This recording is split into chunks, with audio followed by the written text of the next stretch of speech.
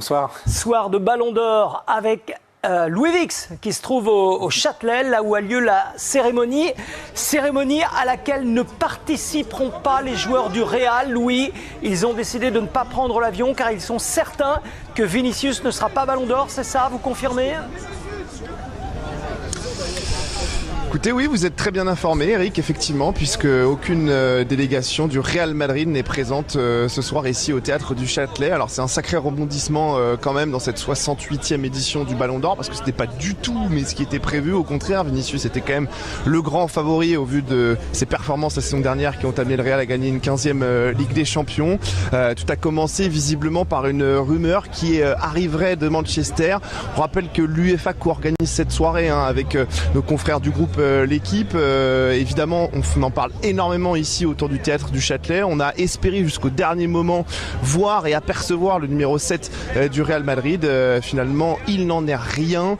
Pas de représentant, ni même Emilio Butragueño, donc pas de Florentino Pérez, pas de Carlo Ancelotti, Jude Bellingham, Dani Carvajal était censé aussi être là, mais finalement le Real a décidé de boycotter cette cérémonie.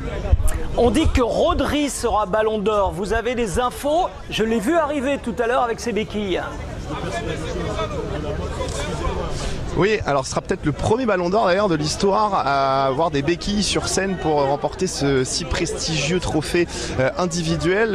Effectivement, alors ce qui est sûr, c'est que nos confrères du groupe L'équipe nous ont assuré depuis maintenant plusieurs semaines que le scénario avait changé et que désormais seules deux personnes, à savoir le directeur de la rédaction de France Football et le directeur de la rédaction de la chaîne Équipe, étaient au courant du nom du lauréat de cette 68e édition. Donc ce qui pose question, c'est évidemment comment se fasse que le Real Madrid désire et commencer à apprendre que finalement Vinicius ne serait pas numéro 1 mais plutôt numéro 2. C'est ça qui pose question. En tout cas, lui, Rodri, affichait un large sourire il y a quelques minutes lorsqu'il est arrivé ici avec ses béquilles. Il est à quelques minutes justement de vivre l'une des plus belles soirées de sa vie. Vous restez avec nous, Louis, ce sera un coup de tonnerre forcément parce que tout le monde donne Vinicius gagnant depuis plusieurs semaines. Incroyable, incompréhensible, tout dans cette histoire est fou. À commencer par le comportement du Real Madrid. C'était pas très fair-play. Non mais le Real, admettons que Vinicius ne soit pas Ballon d'Or ce soir. Le Real a gagné 6 des 10 derniers. Et on a une collection invraisemblable. Il faut savoir perdre. C'est le football. Surtout si un Espagnol, Rodri, champion d'Europe avec la Rora. Et donc avec des joueurs du Barça. Et le sélectionneur espagnol fustige justement l'attitude du Real qui boycotte cette cérémonie. Vous êtes d'accord? Le Real manque d'élégance, Jackie, dans... c'est le moins qu'on puisse dire. C'est quand même le plus grand club du monde qui a eu énormément de ballons d'or et Dieu sait s'ils étaient tous prestigieux. Et de ne pas venir, je pense que ça manque d'élégance, ça manque de fair play. Et surtout que Vinicius, à mon avis, s'il n'est pas premier, il sera certainement deuxième. Donc... l'absence du Real, c'est vraiment une tâche assez importante. Le Real dit ne pas se sentir respecté par l'UEFA et par les organisateurs du Ballon d'Or. C'est-à-dire ça vous fait sourire. Ils ne sont respectés que quand ils gagnent, en fait. C'est un peu ça. Parce que le Real, on sait que le Real et l'UEFA sont à couteau tiré depuis la fameuse affaire de la Super League, qui avait été promue par Florentino Pérez notamment et par le Barça à l'époque. Mais c'est inaudible. D'autant plus inaudible, je pense à quelque chose de très simple. Toni Kroos a été le grand organisateur du Real. Le successeur potentiel, ou un successeur potentiel à ce poste-là, le meilleur aujourd'hui, c'est Rodri, un Espagnol. On peut tout à fait l'imaginer rejoindre le Real. Donc être aussi mesquin, si c'est ça, ça paraît fou. Non, mais si c'est ça et qu'ils s'en prennent à l'UEFA, ça veut dire que clairement, ils sous-entendent que le vote est truqué. Sinon, pourquoi dire qu'on leur manque de respect ? On va revenir justement sur cette fuite, Louis. Vous nous disiez tout à l'heure que seules 2 personnes étaient dans le secret et c'est l'UEFA qui aurait laissé fuiter le nom du Ballon d'Or auprès du Real. En tout cas, ce que l'on nous dit, c'est qu'a priori, la fuite serait à l'origine venue de Manchester. Alors après, de qui, comment...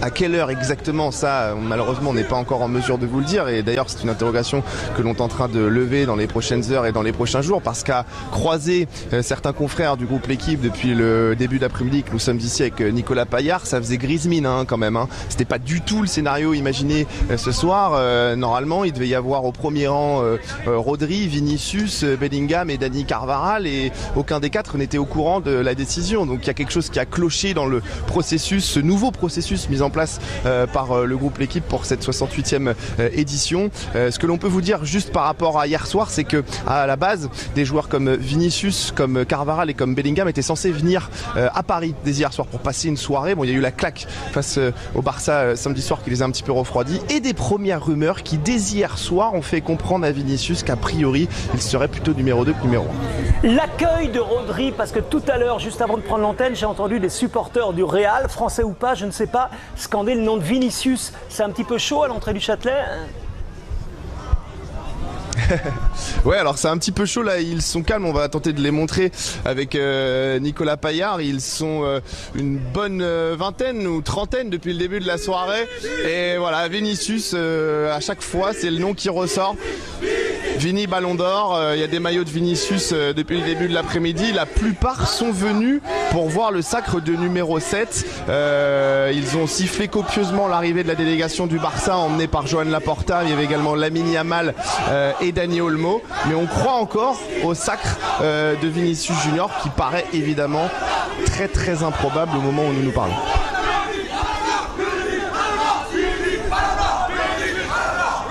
Et en même temps, messieurs, si c'est Rodri, bon, ce qui se précise quand même, parce que ce ne sera sans Non mais doute pas... si c'est Vinicius, on va rigoler quand même. Ils auraient pris l'avion. Ils auraient pris l'avion, Dominique. Alors, un jet privé va se poser au Bourget dans quelques minutes, vous allez voir. Jackie, Rodri, ce ne serait pas un scandale? Bah non, c'est quand même un joueur exceptionnel, grand taille, milieu défensif, c'est un joueur d'équipe, bien connecté, on en parlait, avec ses partenaires. Il a une présence, il marque des buts, il a un bon jeu de tête, il est rarement blessé, il est là, mais bon, et puis en plus, les statistiques montrent que quand il joue, les victoires sont souvent très présentes. Une qualité de passe. Il a l'intelligence, il a tout ce que l'on recherche chez un milieu de terrain, et il est sobre, et c'est vraiment ce qu'aiment les entraîneurs, un joueur d'équipe. Voilà. Rodri, ce n'est pas un scandale, Dominique? Mais absolument pas. Au contraire, c'est la récompense de ce qu'est le football. Moi, je n'aime pas le Ballon d'Or parce que c'est une récompense individuelle dans un sport co, donc je ne vois pas toujours le sens. Mais là, pour le coup, ça récompense l'essence même du football. Et que le Ballon d'Or échappe à un attaquant, j'ai regardé un petit peu ces derniers temps, c'est rarissime. Hein.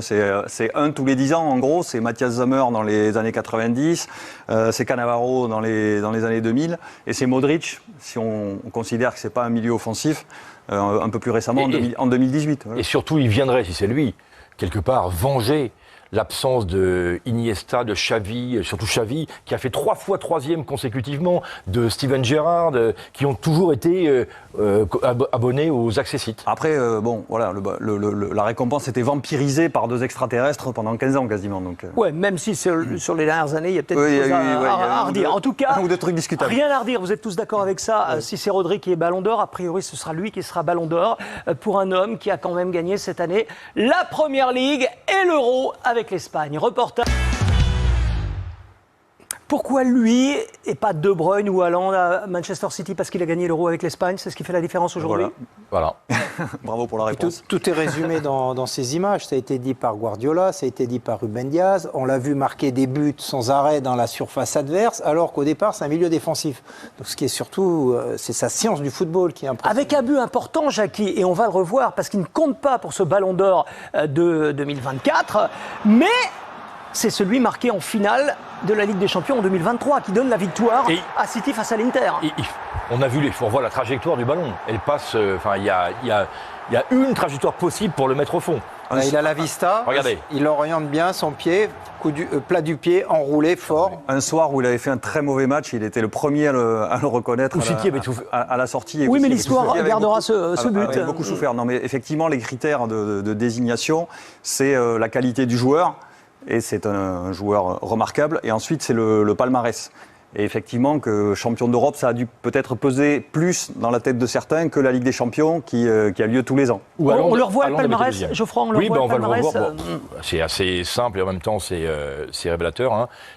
Première Ligue avec Manchester City, la Super Coupe d'Europe et le Mondial des clubs avec City pour la victoire en Ligue des Champions précédente, l'Euro 2024 est élu meilleur joueur de l'Euro 2024 remporté par l'Espagne, on le rappelle, face à l'Angleterre en finale. Et je ne sais plus si on en a parlé, ce serait la première fois qu'un joueur de City reçoit le Ballon d'Or ou pas? Oui, tout à fait. Alors, ça c'est intéressant, c'est la montée en puissance d'un club.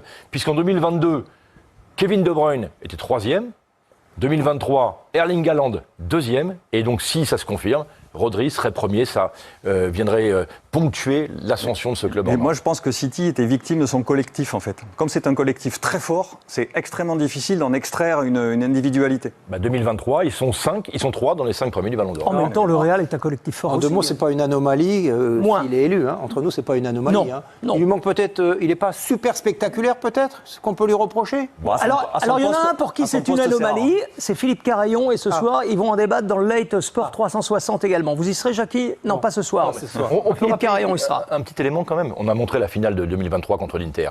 En 2021, City est en finale contre Chelsea.